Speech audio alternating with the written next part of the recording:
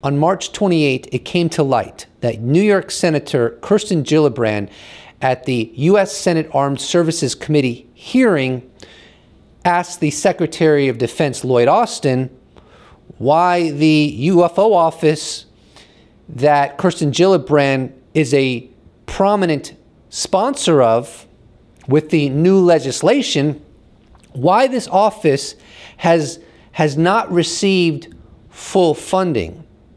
Here's a clip. Do you intend to ensure AARO receives full funding in the future? I will, Senator, and in this budget we've asked for $11 million in support of the office of that initiative. So. That is not the budget request. Okay. Will you investigate why the budget request isn't being met and be part of the response to the committee? I will. Thank you. Now, Kirsten Gillibrand has been very proactive about ensuring that the United States Congress gets to the bottom of the UFO enigma. And this is just the latest iteration of her being very proactive in this arena. There have been others that we have seen publicly. The following clip is from a UFO conference that James Iandoli and J. Christopher King put together. Their conference is called Inquire Anomalous. This clip is from December of 2022. And they're actually going to have another conference due on April 8th with a lot of amazing guests. So if you're in the New York City area, you can go there personally, or you could have it streamed. I'll leave a link in the description below. The price for their stream is quite reasonable. There's some of the things that I think are of interest to this audience that you're not likely aware of because the press doesn't cover this. So it's extraordinary to me that at a time when Congress is not passing a lot of legislation on virtually anything on a bipartisan basis these days, we have legislation pending right now. After that, he goes into the new legislation. At the time that this interview was occurring with Leslie Kean and Chris Mellon, and Leslie Kean will be in the next conference they're doing on April 8th. But at the time this conference of theirs was taking place in December of 2022, the legislation has not passed yet.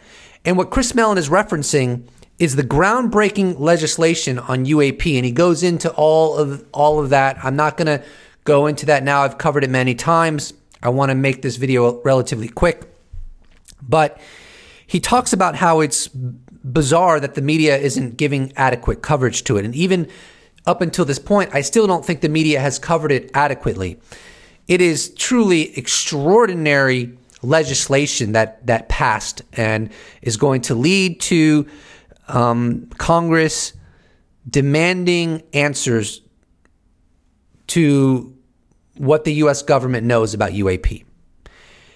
And I don't think the media has covered it adequately, but what I can tell you is from multiple sources I've heard that things are potentially really going to heat up in 2023, and that encompasses as well more hearings on UFOs. And I'll get more in depth into this UFO chatter, if you will, in an upcoming video. I don't want to cover it now.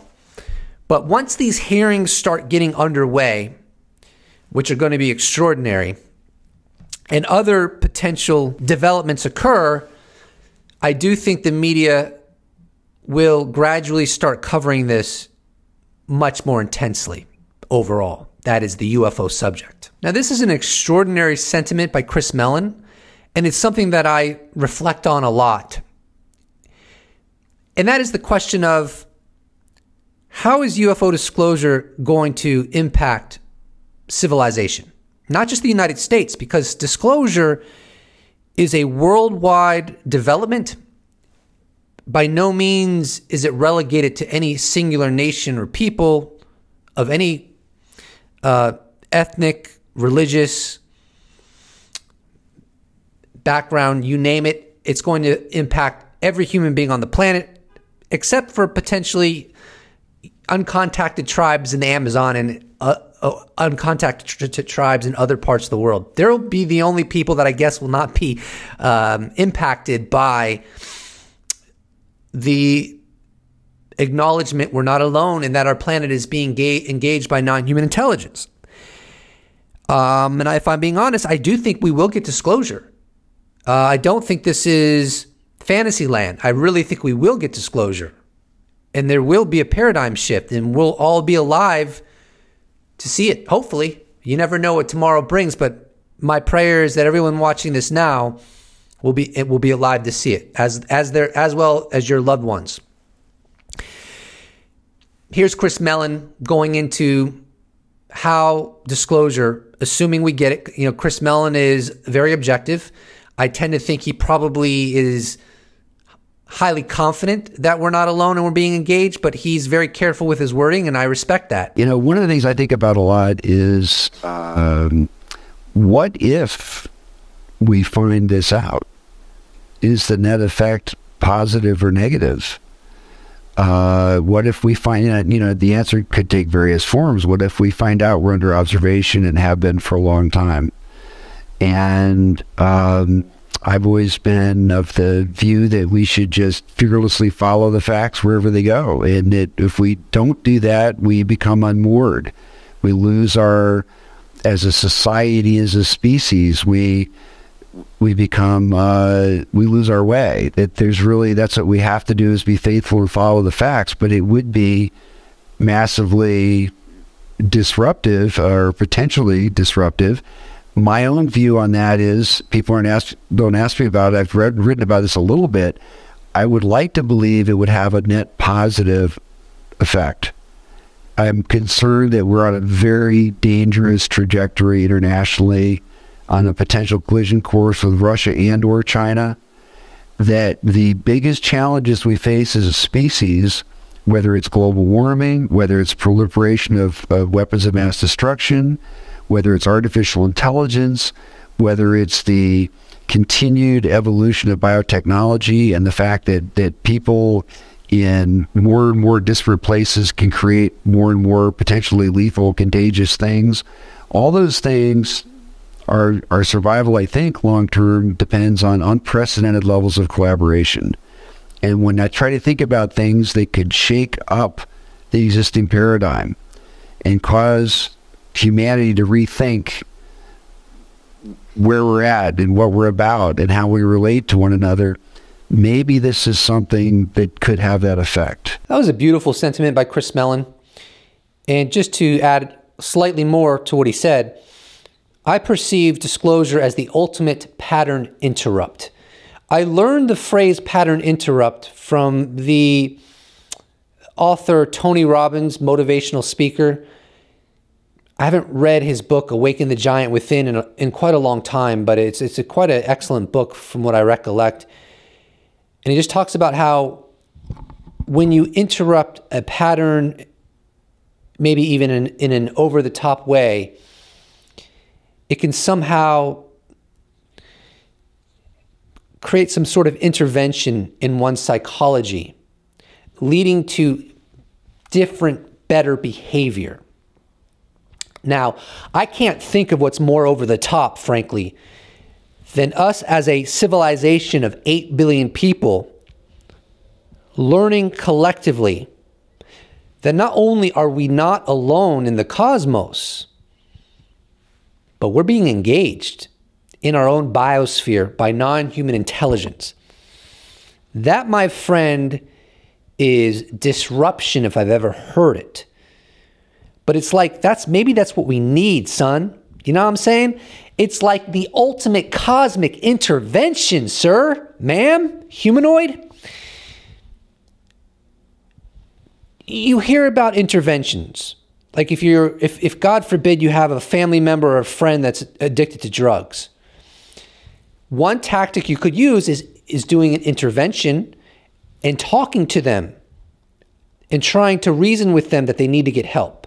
Now, I'm not saying that's a good methodology or not. I'm not an expert in that field. But I do know that sometimes people use that tactic. But I would argue that our species requires an intervention of its own right to snap us out of what seems to be a trajectory that we are currently on that is leading to a destination that we do not want to go.